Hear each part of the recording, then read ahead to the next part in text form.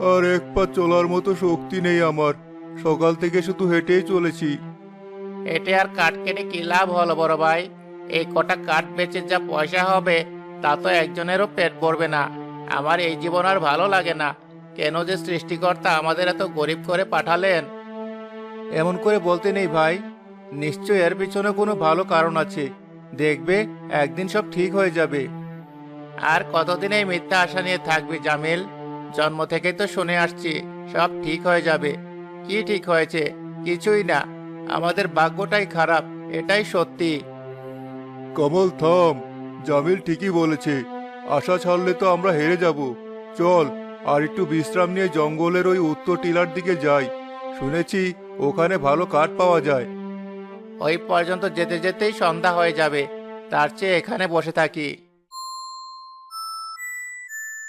আরে, এই দেখ, গাছের গোড়ায় কি যেন একটা বেরিয়ে আছে। মনে হচ্ছে কোনো বাক্স। হ্যাঁ ভাই, বাক্সই তো মনে হচ্ছে। চলো গিয়ে দেখি জিনিসটা কি। আমার খুব জানতে ইচ্ছে করছে। তোর তো আবার সবকিছু জানতে ইচ্ছে করে। নির্ঘাত কোনো কাঠের টুকরা হবে। আমাদের সময় নষ্ট। ও যখন বলছে চল গিয়ে দেখি। আয় জামিল। তারা বটগাছের গোড়া থেকে মাটি সরিয়ে একটা পুরনো কাঠের বাক্স বের করে। কি সুন্দর একটা বাক্স! এর ভেতরে কি আছে ভাই? গুপ্তধন।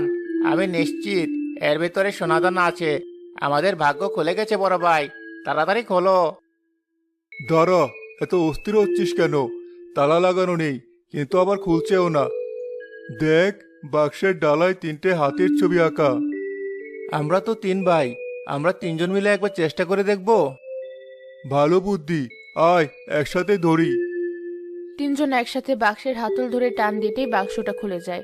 ভেতরে মখমলের উপর একটা অদ্ভুত সুন্দর বাঁশি রাখা। একে বাঁশি? এত আশা করলাম, আর বের হলো একটা বাঁশি।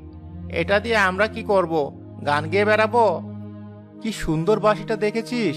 মনে হচ্ছে রূপা দিয়ে বানানো। চুপ কর, এটা সাধারণ বাঁশি নয়। দেখ, ভেতরে একটা কাগজ আছে। আমি পড়ছি, শোন তোরা।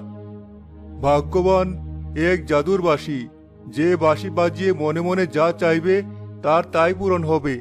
কিন্তু এ বাঁশি কেবল তার হাতেই কাজ করবে যার মন সবচেয়ে সৎ ও নিঃস্বার্থ। জাদুর বাঁশি? যা চাইবো তাই পাবো? তার মানে আমরা এখন ধনী হয়ে যাব। আমাদের আর কোনো কষ্টই থাকবে না। দাও, বাঁশিটা আমাকে দাও। আমি প্রথম বাজাবো। দাঁড়া,